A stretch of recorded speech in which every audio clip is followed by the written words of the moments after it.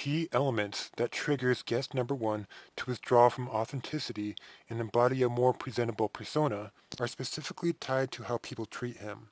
He says that they target him by all of his decisions to the point he must embody a robotic or chameleon disposition, altering himself in order to belong and have traction among society. Let's take a step back before our viewers get the wrong idea.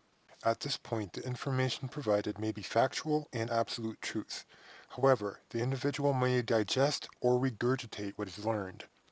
A healthy psych structure infuses what is taught into one's self-development, rational thought and informed decision-making, grounded with clarity.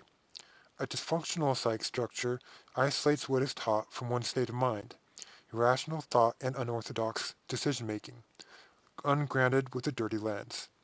The same information, but through different perceptual processes. Elements 3 and 4 reinforces the thinking patterns when people dictate their standards while ignoring the dysfunctional state of mind. It would be equivalent as enforcing standardized education on everyone regardless of your age, intellect, and learning capacity. When the structure takes precedence over your perceptions, your conscience is forced to bridge the gap between their expectations and your comprehension. If the infrastructure prioritizes structural continuity over self-development, your interpretation of love, justice, and truth may get adulterated. That's a very dangerous position to be in spiritually. As you should be aware by now, God is love, justice, and truth. His laws and commands override all perspectives. That means through the lens of absolute truth or synthetic truth, a sin is still a sin. Whether you are misled, provoked, manipulated, handicapped, or uneducated, you still commit sin when you violate God's laws. I have a question then. So if a person is handicapped or uneducated to the point it's impossible to have a properly formed conscience, what happens to them if they never become aware of their sins? Good question. God is a rightful judge. He has given Christians the responsibility to connect with these individuals and help them be aware. What if self-proclaimed Christians don't fulfill the role, or they distort the message by their influence, like the altering of love, justice, or truth? What happens to them? It can be speculated that the atmosphere of this type of environment is anti-Christian. If that is the case, the truth remains the same. God is a righteous judge. If a person has lost their soul as a result, he can put people, places, and ideas into a person's mind to find the truth again. Thus, when you hear the scripture verse, if you hear his voice, harden not your hearts, that message is a reminder to be receptive. You may not like certain people, but if they speak the truth you need to hear, it is your responsibility to process the truth by God's standards and not by the metrics of their human weakness.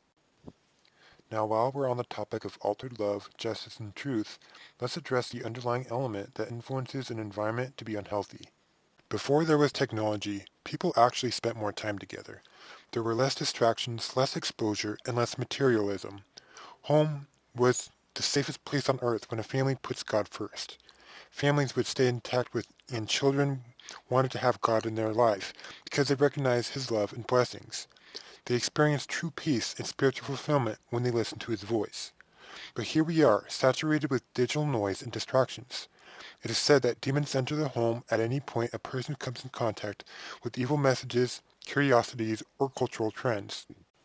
Thus, the element of exposure, number 5, influences thinking patterns based on messages that are introduced into your conscience. This includes corrupt exposure from your environment or in your head that reinforces your thinking patterns, as our faith puts it, bad influences or temptations. We are communicating right now on the same bandwidth that the evil one operates. This is a source of spiritual empowerment for us because we can help filter thoughts through Haven Realm before it is acted upon on Earth. Upon listening to your last expression, it sounds like your current disposition is highly volatile to negative energy. That said, how about you show me this disposition of yours as a result of altered love, justice, and truth next time we meet?